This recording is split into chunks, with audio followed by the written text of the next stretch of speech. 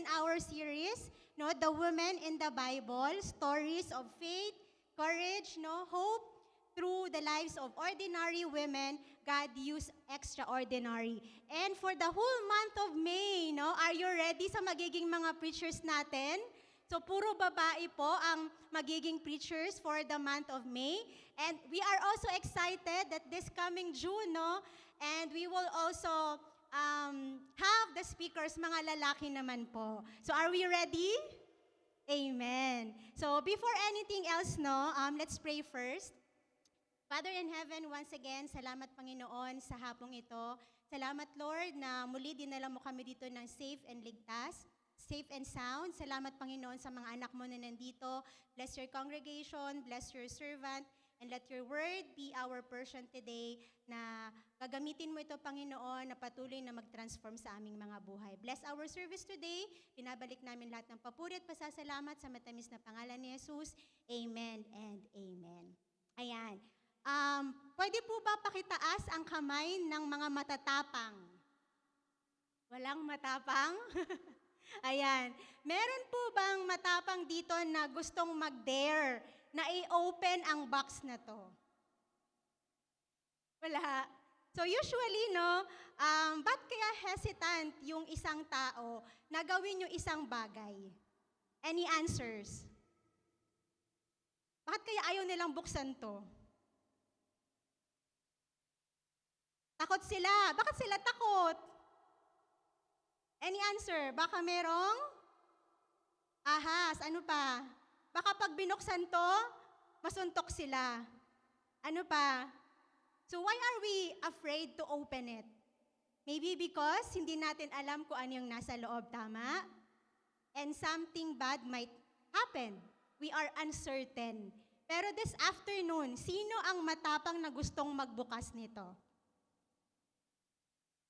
Magbo-volunteer na lang ako. Walang matapang. Sige na, mag-participate kayo. Hindi tayo matatapos. Sige. Ikaw. Palakpakan naman natin. Ayan. Are you brave enough? Joke lang. Okay, ready? Ay, bakit? 1, 2, 3, go. Anong sabi? Send in your GCash later. Okay, thank you. Ayan, so mamaya, Pastor, bahala ka na. So, yan, send mo na lang yung GCash number mo mamaya. So, again, no, bakit ayaw nga nating i-open? Kasi takot tayo kung ano yung meron sa loob. And that is exactly how fear works. Fear grows when we cannot see what will happen next. But in the Bible, we are reminded of a mother who always stood in the middle of fear. And that is Jochebed, the mother of Moses. Everybody say Jochebed. Yan. So when Pharaoh ordered that all Hebrew baby boy must be killed, syempre natakot si Jochebed. Meron bang magulang na hindi matatakot kapag nalaman mo na ang anak mo ay lalaki ay papatayin? Matutuwa ka ba?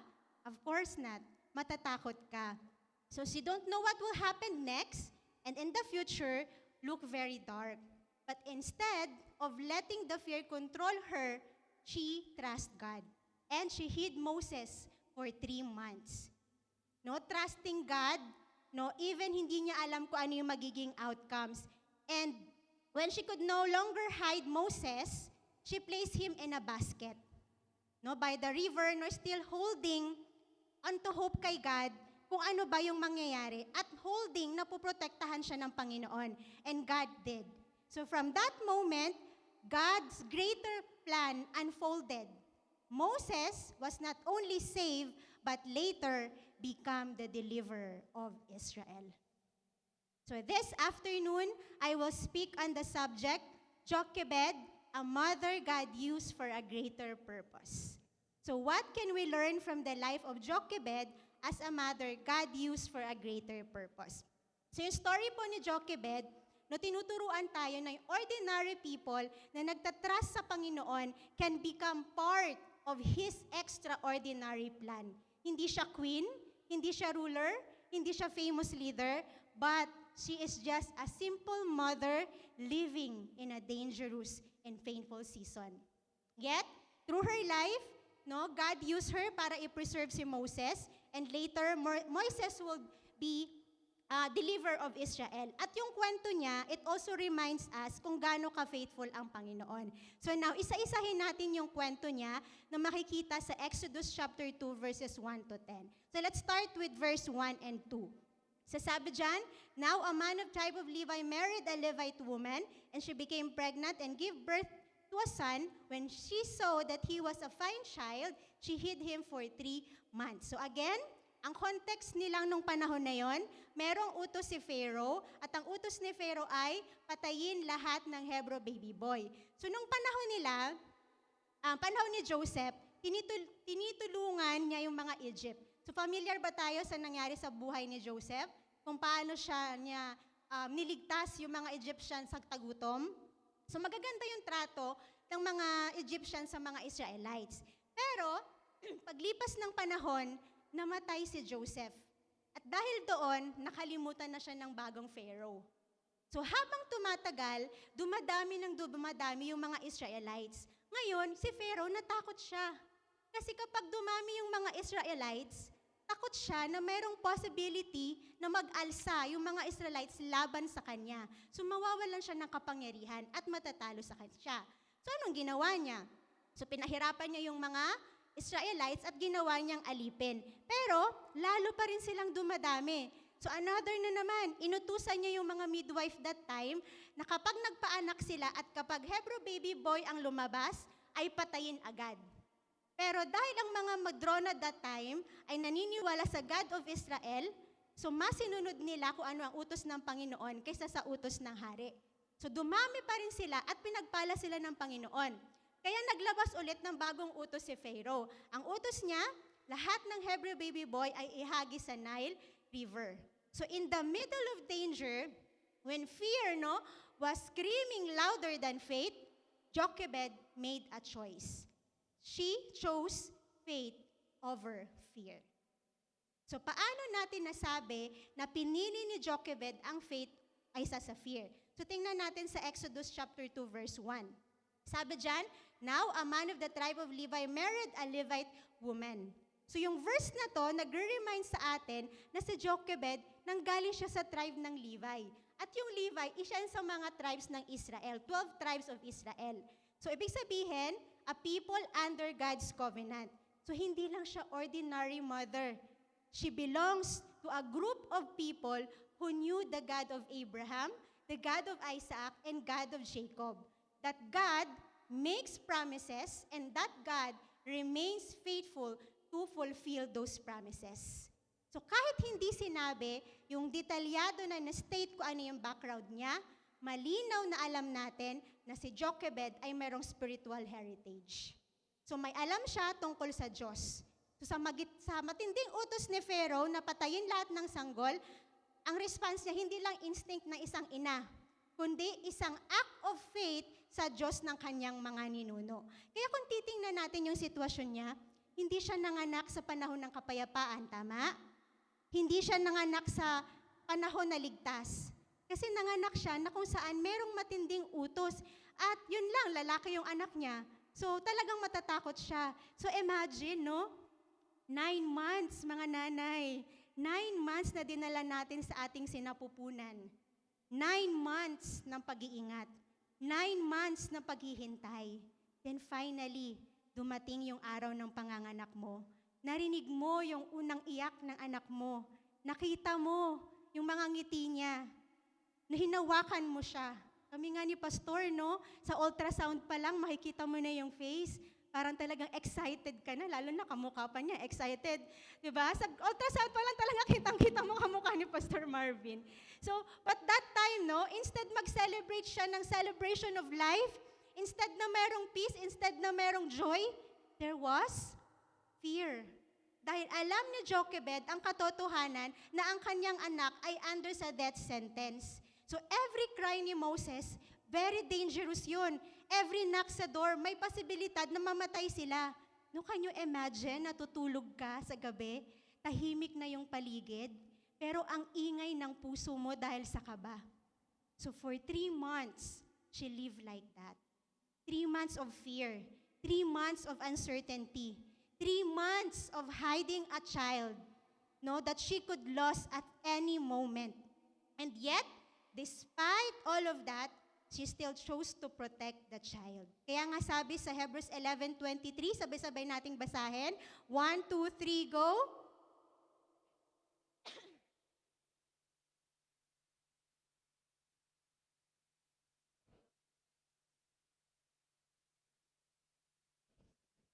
Ayan, so ibig sabihin, sa gitna ng real danger, sa gitna ng real fear, may mataas na katotohanan na pinanghahawakan si Jochebed. Ano yon? Na ang Diyos ng Israel ay mas higit pa sa utos ng hari. Kaya kung makikita natin dito, she is not a fearless mom. May takot siya. Sino ang walang takot dito? Sino ang natatakot? Sino ang may takot? Wala din. So, asaan kayo? Nandito lang sa gitna. So, totoo yung takot ni Jochebed. Valid yung fear niya. Pero sa kabila ng takot niya, pinili niyang sumunod sa Diyos na kilala mula sa angkan nila Abraham. So, Diyos na hindi nagbabago mula pa noon hanggang ngayon. Diyos na tapat na tumutupad sa kanyang ipinangako. At doon makikita din natin yung tunay na pananampalataya. Hindi ito absence of fear. Faith is not saying, wala akong takot o hindi ako natatakot. Sabihin mo nga, wala akong takot. Wala akong takot. Wala ba talaga? Meron. But faith is being honest before God and saying, Lord, natatakot ako. But it doesn't just stop there. It continues to trust and declare. Sabay-sabay nating basahin. 1, 2, 3, go.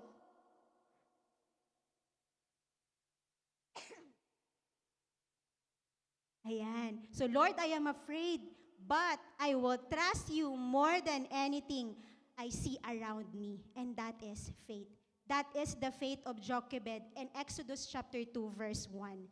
She is introduced as a Levite woman, a woman from the tribe of Levi, part of a God's covenant people. So napaka-importante na malaman natin na yung faith niya hindi lang nanggaling kung saan-saan. She came from a people who knew the God of Abraham, who knew the God of Isaac and Jacob, the God who makes promises and God who fulfills those promises.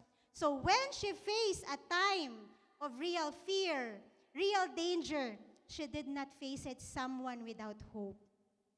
But she faced it as a Levite woman, someone who held on the faithfulness of God through generations. So the God who remained faithful to Abraham, to Isaac, to Jacob, was the same God holding her in that moment. At ang parehong Diyos na naging tapat noon ay siya ring Diyos na kasama natin hanggang ngayon. At hindi tayo kailanman bibigoin. And then, may isa pang sinabi sa Exodus chapter 2, verse 2. When she saw the baby, it was a fine child.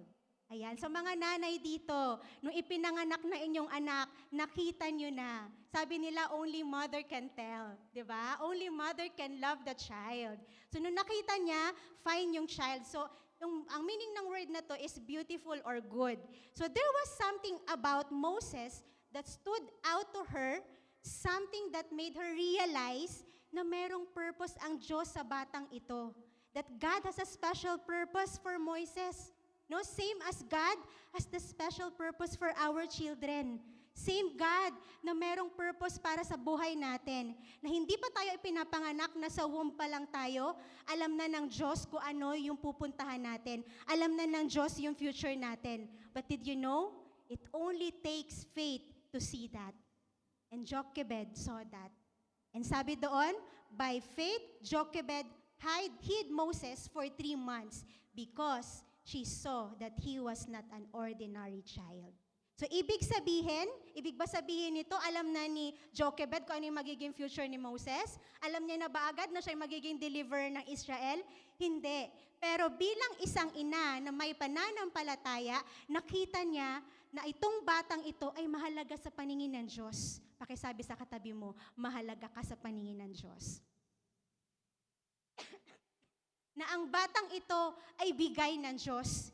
Isang buhay na dapat ipagkatiwala sa Diyos. She knew God as the giver of life. Alam niya na God values life. At dahil alam niya na binavalue ng Panginoon ang buhay, alam niya nang ipinag-uutos ng Pharaoh ay hindi kalugod-lugod sa Diyos. Kaya niya itinago si Moses. Church, faith is not always about receiving a new instruction or a new word from God. Kasi minsan, ang pananampalataya ay yung pagpili na manatiling nakakapit sa Diyos at patunay na naging tapat siya sa iyo. Minsan, sapat nang balikan kung paano naging mabuti ang Diyos sa iyo. Sapat na kung paano balikan na iningatan ka niya. Sapat na balikan kung gaano siya naging good and faithful sa iyo. At kung ano yung ginawa niya sa iyo, gagawin niya pa rin yun hanggang ngayon sapagkat siya ang Diyos na hindi nagbabago kailanman. Church, hindi man direktang kinausap ng Diyos si Jochebed, kilala niya na ang Diyos dahil sa heritage na meron siya. At sapat na yon para piliin niya kung ano yung tama.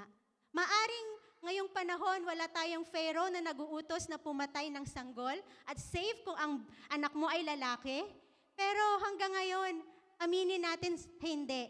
May mga bagay pa rin sa mundong ito na gustong sirain kung ano yung purpose na ibinigay sa atin ng Diyos. Just like Jochebed, we are living in a world full of fear. World full of pressure. World na gusto ng maraming likes. World na maraming gustong comment sa social media. World na gustong famous tayo. Mga voices that go against the will of God. Mga voices na sinasabing, mag-compromise ka na lang. Sumabay ka lang. Wala namang mangyayari sa paninindigan at pananampalataya mo. But church, through faith, this generation still chooses to stand with God. Kahit mahirap, kahit mag-isa ka lang, kahit walang kasiguraduhan, katulad ni Jochebed, hindi man natin alam kung ano yung entire plan ng Panginoon sa atin. Hindi man natin alam kung ano yung mangyayari sa future. Katulad ni Jochebed, pinrotektahan niya pa rin si baby Moises dahil alam niya na merong purpose ang Panginoon sa batang ito. Maybe you are trying to protect your family. Maybe you're raising a child, or children in a difficult world. You're standing for what is right, kahit mahirap. Trusting God, kahit hindi mo pa alam or hindi malinaw ang future sa'yo. I know, like Jochebed, natatakot din tayo. Tama? Napipressure tayo. And sometimes we are emotionally exhausted. Pero anong sabi sa Hebrews 11:23? By faith, not by comfort, not by certainty, not but what we see is to believe, but by faith. So we do not need to understand kung ano yung entire plan ng Panginoon sa atin bago natin siya sundin. Because faith begins when we choose to trust the one and already sees the beginning and the end.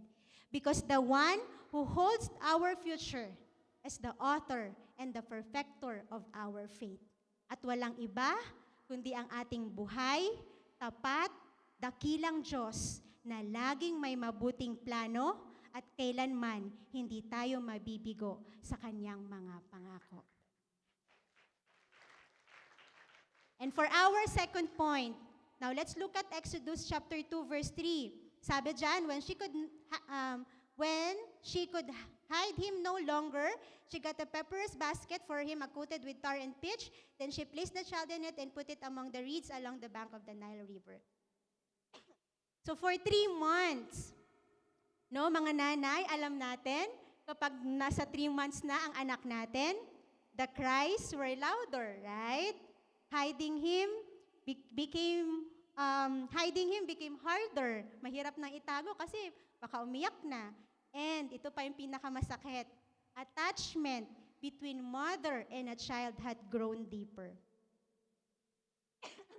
Naalala ko nung time na nakunan ako. So 8 weeks pa lang yon. Humina yung heartbeat niya, and then tuluyan na siyang nawala. No? Kasing laki na siguro siya ni Bilog. Ay, yak na naman ako. No? Kasing laki na siguro siya ni Bilog, no? 2 years old na siya.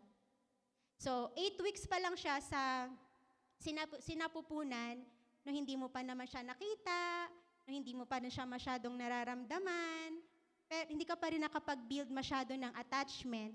Pero every time talaga, parang nakikita ko si Bilog na parang naha-hearten ako na, oh, sana 2 years old na din siya, ganyan. And how much more, no, na 3 months old, no? Hindi kasi ito, hindi ito bagong silang na sanggol lang. Sa loob ng 3 buwan, nakilala na ni Jochebed yung iyak ni Moses.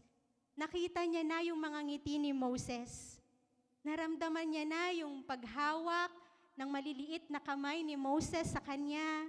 No, lalong lumalalim na yung pagmamahal niya kay Moses. Kaya mas masakit na yung possibility na mawala siya. Kasi habang lumalalim yung attachment, mas lumalalim din yung sakit at takot ng isang ina. So again, Jochebed reached her breaking point. At this moment, she faced another painful choice. No, sometimes, we reach moments na hindi na natin kayang kontrolan kung anong nasa paligid natin. But what we can learn from her life? Second, she surrendered through sacrifice. Jochebed chose surrender, and that surrender came with a sacrifice. So her action was intentional. Hindi niya lang basta't inilagay si Moses kung saan-saan.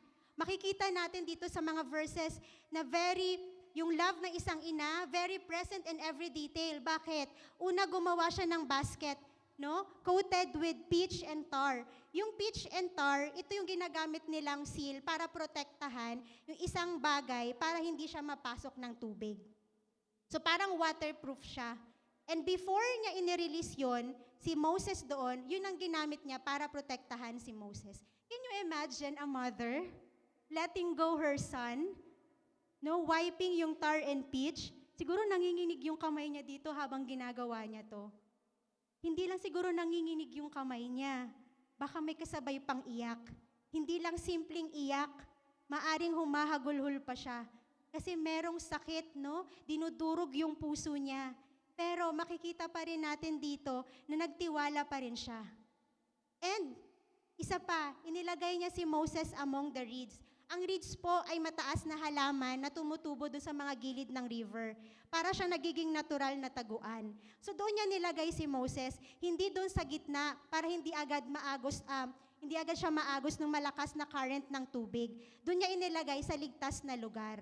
And then, nandun din si Miriam, yung kapatid ni Moses, nakatayo sa malayo, nagmamasid, naghihintay kung ano yung mangyayari. Nakita mo, ginawa ng isang ina lahat ng makakaya niya para protektahan yung nag-iisang anak niya.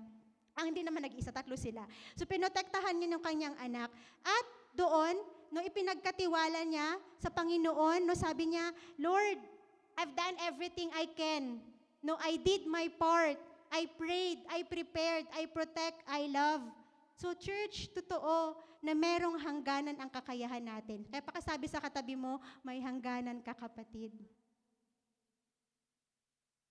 And when we reach that limit, surrender begins where control ends. At doon, unti-unti mong bibitawan kung ano ang bagay na mahalaga sa'yo. Sabi nga sa familiar na quote, sabi doon, let go and let God. So alam nyo, kaming mga nanay, no, dadating kami sa point na hindi na namin kayang makontrol ang aming mga anak. Children grow, no, situation change, and faith arises. No, katulad namin kay Johan. No, bilang magulang, minsan nag-worry kami kasi parang medyo lumalaki si Johan na feminine. No, sa labas, talagang boy siya. Pero pag kami yung kasama, sabi nga safe place yung family, di ba? So nagiging siya talaga. So kung makikita yung mga TikTok niya, yung mga ginagawa niyang dance, so nagiging feminist talaga siya. Lulumalambot talaga yung kilos niya. Kaya napapaisip kami ni Pastor, no, paano kung part siya ng rainbow? So, minsan, kinukor kami ni Taya, ano ba yan, mama? Huwag nga kayong judgmental kay Johan. So, hindi naman porket feminist daw si Johan, part na siya ng rainbow.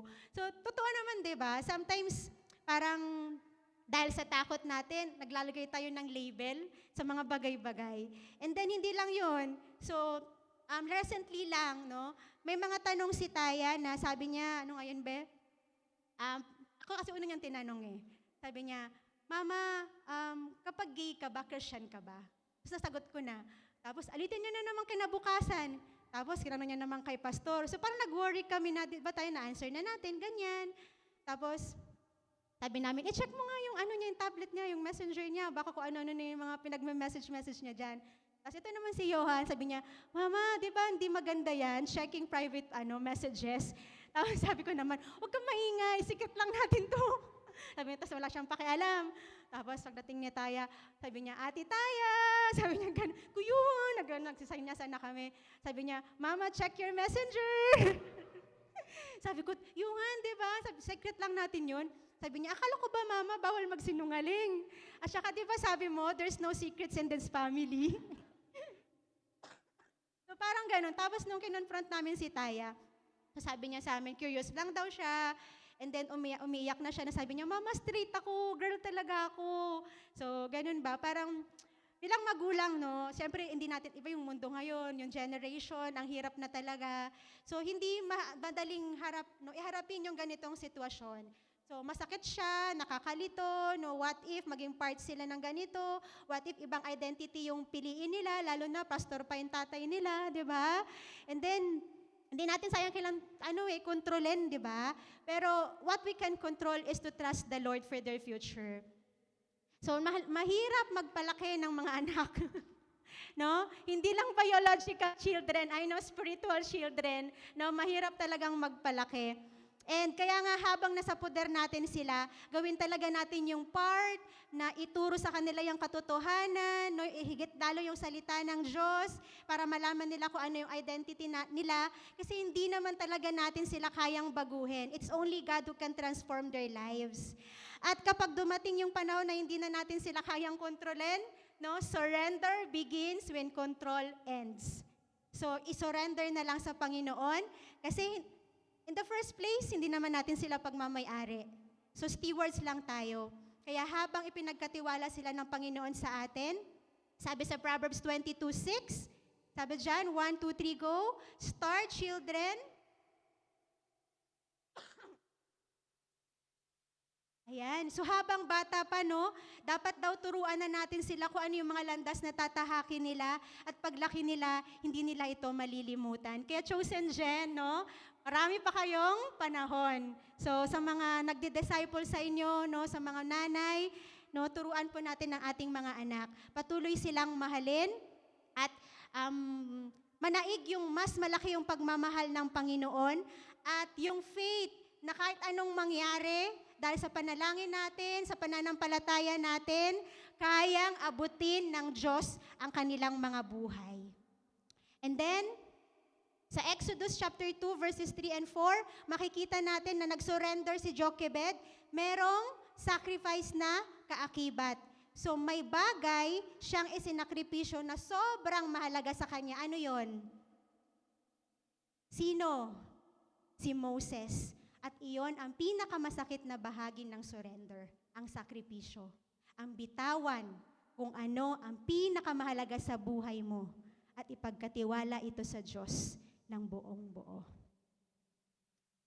2,000 years ago, meron ding isang ama na isinakripisyo ang kanya nag-iisang anak para sa atin upang hindi tayo mapahamak. Ibinigay niya ang kanyang anak dahil mahal niya tayo at ayaw niya tayong magdusa sa kabayaran ng kasalanan. And that child is Jesus Christ. Siya ay naparito sa mundo upang iligtas tayo, bagamat wala siyang kasalanan. Kusang loob niyang isinuko ang kanyang sarili sa cross upang tayo ay magkaroon ng kapatawaran at magkaroon ng buhay na walang hanggan. Siya ay nasugatan para tayo ay gumaling. Namatay para tayo ay mabuhay. Hindi lang siya namatay, siya ay muling nabuhay upang bigyan tayo ng bagong pag-asa. Sabi sa John 3:16, very familiar verse. Sige, basahin natin. 1, 2, 3, go.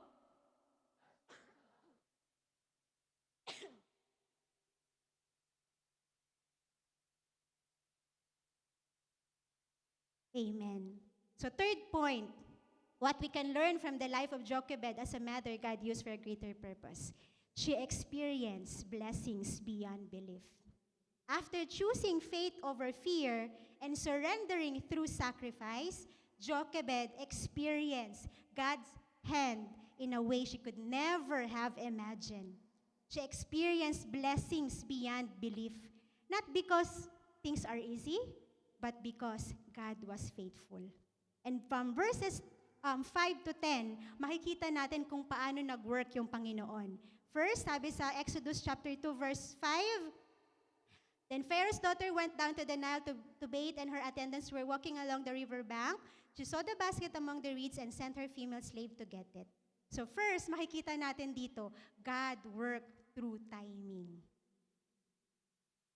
Dumating ang prinsesa, eksaktong oras na naroon si Moses. So hindi ito aksidente, hindi ito random things lang. Ang Diyos mismo ang nag-ayos ng bawat detalye upang iligtas si Moses at ihanda si Moses para sa layunin na nakatalaga sa kanya.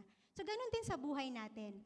Madalas hindi natin naintindihan yung mga details, no, may mga closed doors, may mga painful situations, may mga situations na parang wala ng pag-asa. Pero may pagkakataon na saka na lang natin ma-realize na yung Diyos pala ay kumikilos na sa tamang oras. No, habang tayo nag-aalala, siya inaayos na pala niya yung mga tao, inaayos niya na yung lugar, no, inaayos niya na yung pagkakataon, inaayos niya na yung sitwasyon para sa kabutihan natin. Feeling natin minsan, late na tayo eh. Diba? Lalo na sa mga nakikita natin sa social media. Pero ang totoo, God is never late. Maaring hindi lang tugma yung timing natin, pero laging perfect ang timing ng Panginoon. Makikita natin kung paano niya pinagtagpo-tagpo ang lahat para sa kanyang magandang plano. Kasi sabi sa Ecclesiastes 3:11, He has made everything beautiful in its time. Then, Exodus chapter 2, verse 6, sabi dyan. Okay, next slide, please. Verse 5. Ayan. Sige, next, balik po tayo. Verse 5. Yan. So, sabi dyan, sino nakakita nga sa kanya? Okay, yung Pharaoh's daughter, di ba? So, makikita natin dito, God worked through unexpected people. Bakit hindi na lang yung mga servants ni Pharaoh talaga? Bakit hindi na lang si King Pharaoh talaga yung nakakita sa kanya? So it was the daughter of On, Pharaoh who showed compassion and protected him.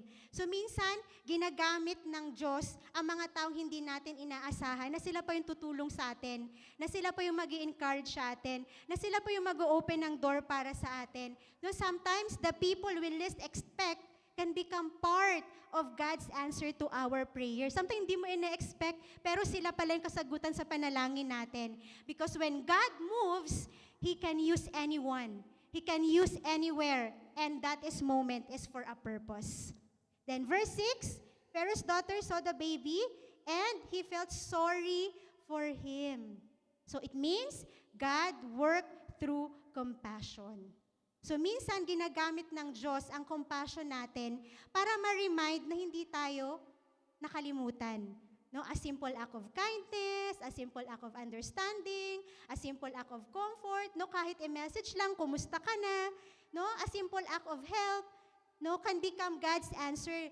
Lalo na kapag yung mga tao sa paligid natin, hardest season pala nila yon. Yung pangungumusta mo sa kanila, malaking tulong na pala yon.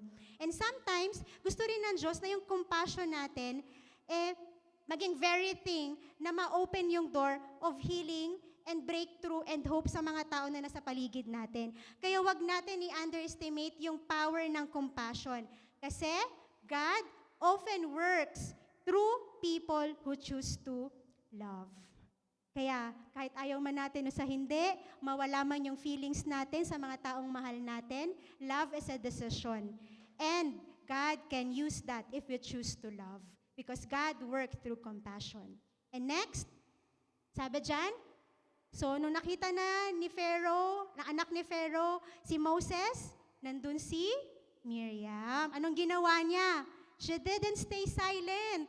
She spoke at the right moment, and God used her courage to protect Moses and bring him back to his mother.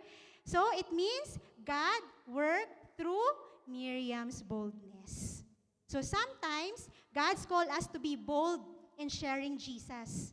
Sa family natin, sa friends natin, and even sa strangers. No, hindi man tayo confident, no? Gusto ko lang pasalamatan ng Diyos kasi last week, yung mga chosen gen po natin sa Las Piñas, they went outside, they do witnessing blitz, nag-share sila ng gospel, and God gave them courage because they stepped out in faith. So, ang Panginoon na nagbibigay ng courage sa atin. So, yung small act of courage can change everything. So when we boldly speak about Christ, even in a small ways, God can use it to encourage, nakaging avenue tayo na maraming makakilala sa Diyos. Like Miriam, one brave moment of obedience can become part of God's greater plan. Next verse. So ano sinabi ni Miriam, 'di ba? Kinuha niya na. Tapos ang kinuha niya na yung nanay, and then sabi ni ng anak ni Pharaoh, "Take this baby and nurse him for me, and I will pay you." So makita natin dito that God worked through restoration and provision.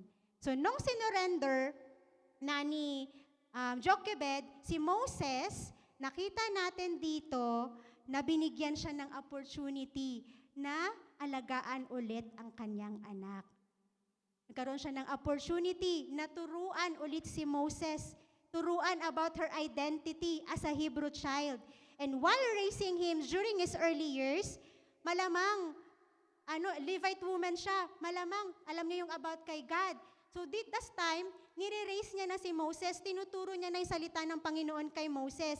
She could plant faith, truth about God, and yung purpose sa heart niya bago siya ulit ibalik doon sa Pharaoh's palace.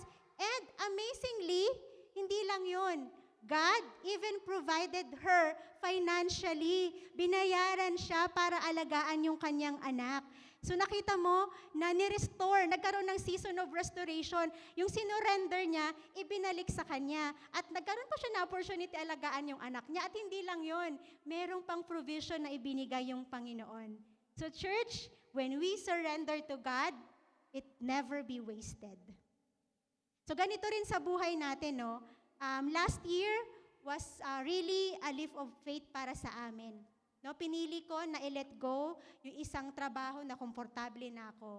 Trabaho na hindi ko na kailangan pag-aralan kasi 10 years ko na siyang ginagawa. And then trabaho na merong mga scholarship na binibigay para sa mga anak namin. And trabaho na comfort zone ko at pinili kong lumabas sa comfort zone ko at maghanap ng work sa universities, believing na gagamitin ito ng Panginoon para sa campus ministry at open doors. And for almost 6 months, walang income. Mahirap. Dumating pa sa point na naabutan ako ng election ban kaya nakapending yung application ko. Pero grabe, sa paghihintay, hindi na nahimik yung Diyos. He was working through unexpected grace, providing in ways we could never imagine, and sustaining us beyond what we could see. And now, we can witness the fruit of our surrender. Ngayon, sa Jamsi Las Piñas, that you are also a part of it, meron na tayong opportunity to share the gospel inside the campus. God is using unexpected people to open the door so we can enter the campus and minister to the students. May mga students na ngayon na nagko-commit for Bible study. May mga Bible leaders na naunti-untong binubuo at pinapalakas ng Lord. May mga members din ng church na nag-surrender, nag-sacrifice ng kanilang mga time para makapunta sa campus, mag-share ng gospel, mag-pray sa mga students. May mga members din ng church na sinacrifice yung kanilang finances para lang masustain yung ministry. So again, thank you Jamsi Las Piñas and Makati. Hindi ko man kayo maisa-isa, pero thank you for allowing yourselves to be used for the greater purpose ng Panginoon. So truly, if we surrender, God not only provides, He also brings people together to fulfill that mission.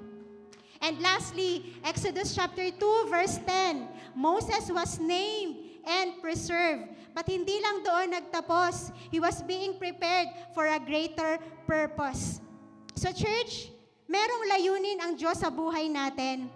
No? God is shaping our identity like Moses. God is shaping us for a purpose. Hindi natin kaya makita in the moment, but every season ng buhay mo ngayon, that is a part of process for a greater purpose. Tandaan natin, hindi tayo aksidente. We are loved. We are preserved. We are chosen. And we are prepared for greater purpose.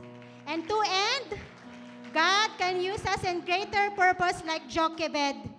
God used her to preserve Moses, and who later become the deliverer from the dark hand of Pharaoh.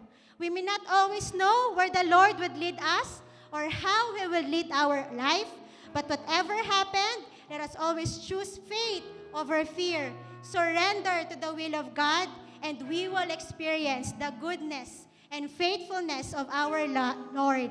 Because He is the same faithful God of yesterday, today, and forever. So God bless us all and happy Mother's Day po sa ating lahat.